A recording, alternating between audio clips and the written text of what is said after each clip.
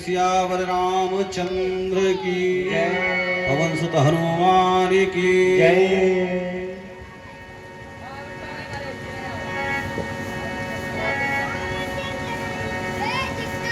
कल के कथा में हम लोगों ने श्रवण किया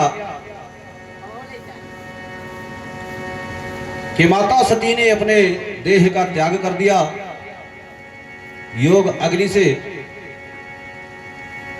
और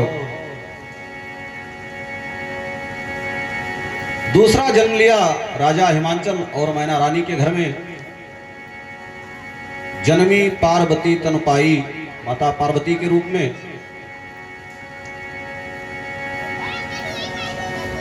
देवताओं का राज तारकासुर नामक दैत्य ने छीन लिया।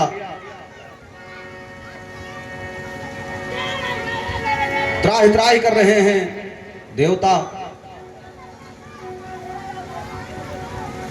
भगवान के शरण में गए। भगवान ने कहा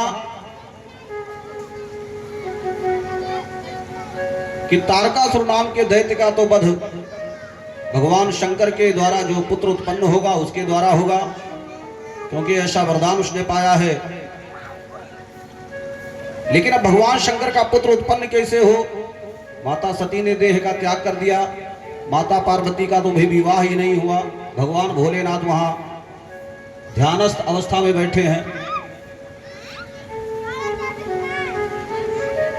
जप ही सदा रघुनायक नामा, सीताराम सीताराम जप कर रहे हैं, ध्यान मग्न है। अब प्रश्न यह है कि भगवान शंकर का पुत्र उत्पन्न कैसे हो?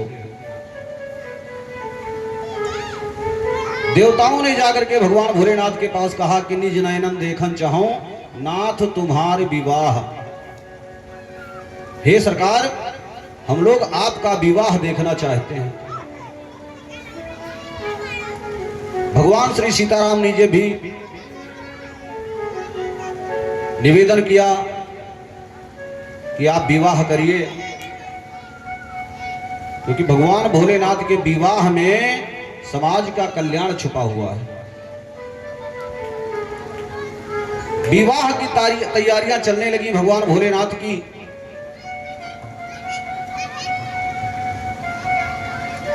बड़ा सुंदर जटाओं का मुकुट बनाया।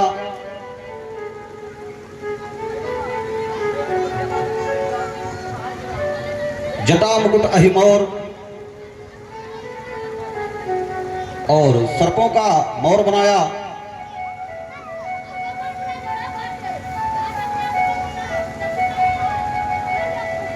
कंगन बढ़िया पतले पतले सर्पों को, लाल लाल सर्पों को ढूंढ करके लाए गण और हाथों में पहना दिया कंगन के रूप में और निर्देशित कर दिया, जब तक भगवान भोलेनाथ विवाह करके न लौट आए तब तक आप लोग ऐसे ही लिपटे रहना। उस सर्पों ने कहा जैसी सरकार की आज्ञा।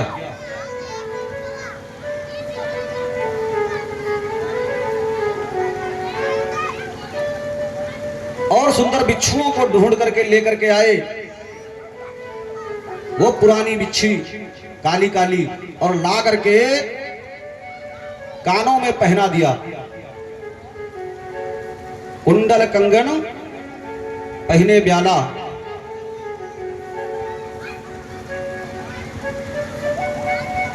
बड़ी सुंदर सजावट चल रही है भगवान भोलेनाथ की। कल हम लोग कहां तक पहुंचे थे? भगवान भोलेनाथ को उबटन लगाना था। अब उबटन लगाने के लिए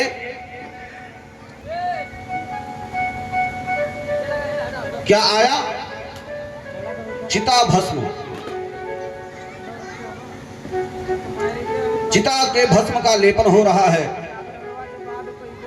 अब उबटन का काम जब हो गया, अब प्रश्न आया कि भगवान भोलेनाथ वस्त्र कौन सा धारण करेंगे। वस्त्र क्या धारण किया?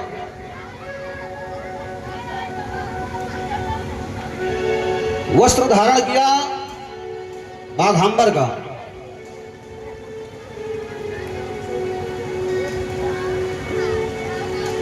बाघांबर लपेट लिया, यानी बाघ के चमड़े को लपेट लिया।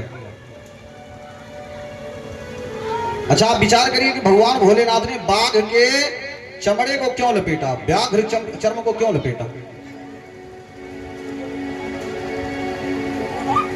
शिव जी मानो शंका समाधान कर रहे हो कि एक समय था, यह सिंह जब गर्जना करता था ना तो पूरा जंगल कांप उठता था, और आज जब इसका चर्म मैं वस्त्र के रूप में लपेटूंगा ना तो देखकर लोग तो समझ लेंगे कि बड़े बड़े गरजने वालों का भी यह हाल होता है।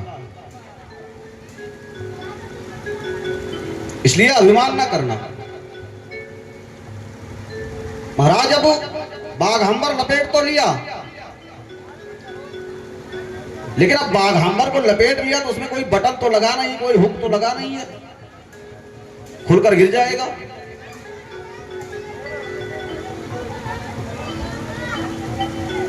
अब या तो एक हाथ से पकड़े रहा है उसको, तो पकड़े कैसे? एक हाथ में डमरू और दूसरे हाथ में त्रिशूल।